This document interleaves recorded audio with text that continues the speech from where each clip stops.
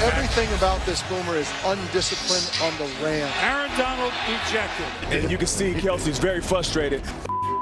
These are times when NFL players completely crashed out, starting with the time Travis Kelce called a penalty on the referee.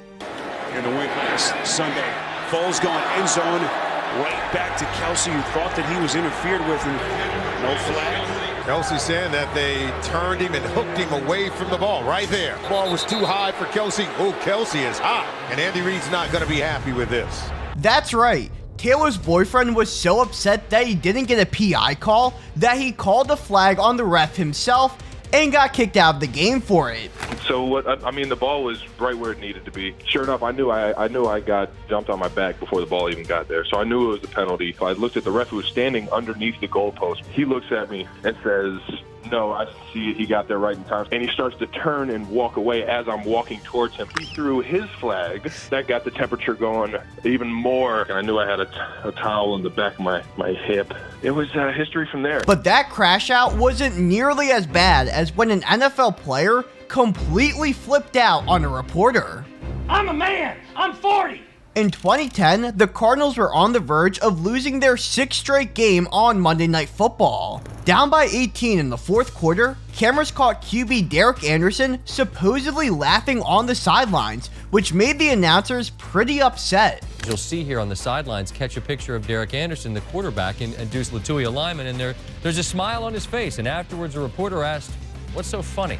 And when the Arizona quarterback was asked about it after the game, he did not hold back any frustration. The camera showed you laughing. Okay, that's fine. I'm not laughing about it. You think this is funny? I take this serious. I put my heart and soul into this every single week. All I'm saying is the camera showed you I'm just laughing. telling you right now what I do every single week.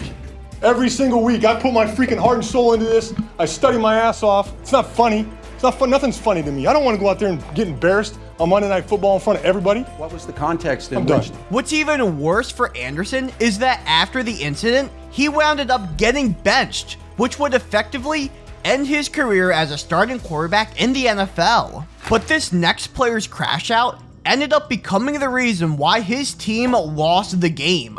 Meet CJ Garner Johnson. He's known around the NFL for his trash-talking abilities and how easily he can get into his opponents' heads. A common way he does that is by stealing players' mouthpieces. And in 2020, he decided to pick on Bears wide receiver Javon Wims and snag his mouth guard. Well, a few plays later, Wims decided he had enough of Garner Johnson's antics. It's over. The play's over.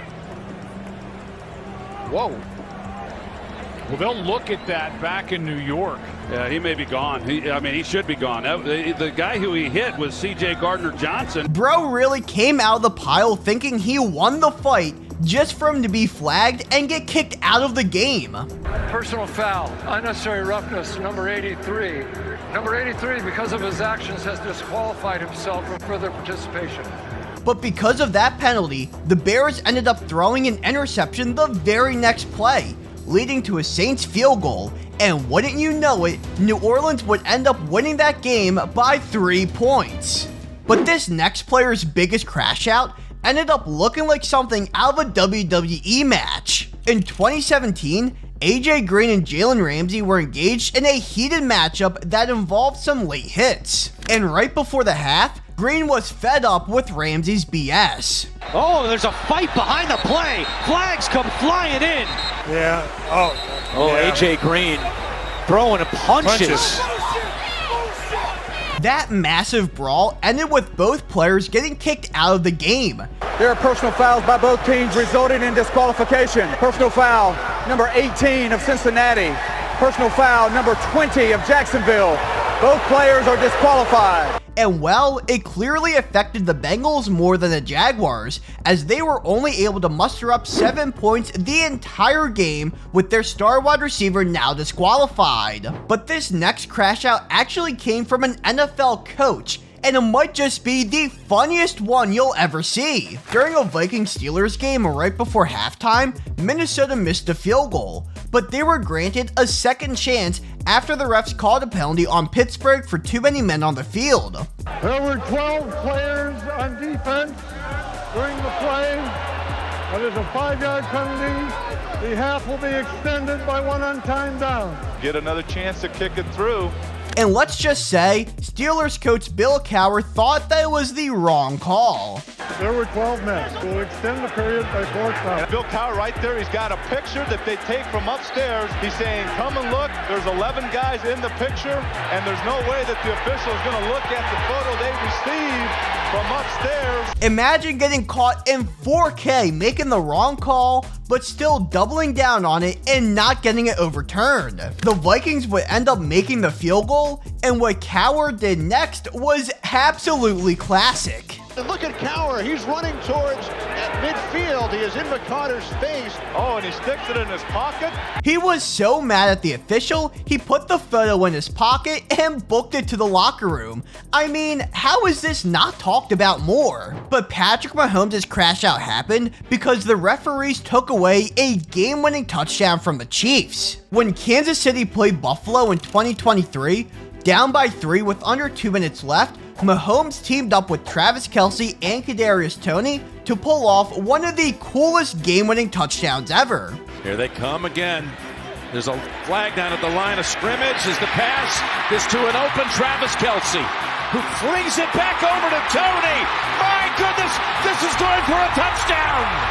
Unfortunately for the Chiefs, the play got called back because Toney lined up offsides. Number 19, offense, lined up in the neutral zone. Wow. 5-yard penalty. Second down. And after the Chiefs failed to convert on 4th down, they lost the game. And Patrick Mahomes was not happy about it on the sidelines.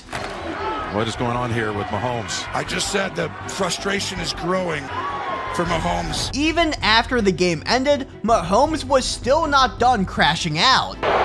Terrible. Worst call I've ever seen, man. Yeah, that was a major one, but at least his crash out wasn't violent, because in 2019, a player's crash out resulted in one of the worst incidents to ever occur on an NFL field. Late in the game between the Steelers and Browns, Cleveland DN Myles Garrett took down Mason Rudolph after the play, and well, chaos ensued after. Here it is.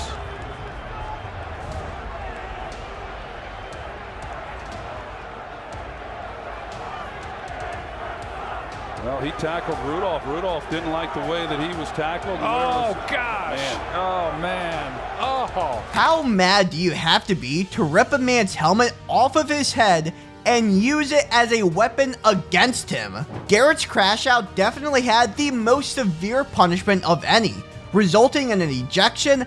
Number 53, personal foul defense.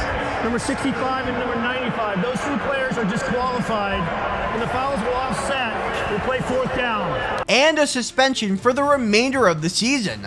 Defensive end Myles Garrett. The league has decided that it suspended Myles Garrett without pay indefinitely for the remainder of the regular season and postseason. Definitely the most intense crash out the NFL has ever seen, but it's not the biggest, because in 2021, Antonio Brown crashed out so bad that he literally quit playing football in the middle of a game.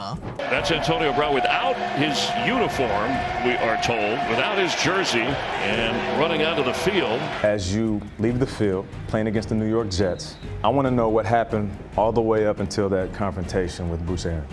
Sunday morning, we have a walkthrough with Tom. I get to the game. So now it's like the 3rd quarter. I'm on the bench like, yo, I can't go. And I see the coach, like he looked back like he came to me, so I'm thinking maybe he gonna come and ask me like, yo, what it is. He came like, could you go? I'm like, nah, I can't go. So he like, yo, get the out of here, you done. How did you feel in that moment when he said in that to you? In that moment, I'm like, yo, you telling me get the hell out of here like I'm done. I don't even want to be a part of this no more, man. I don't want to wear your uniform.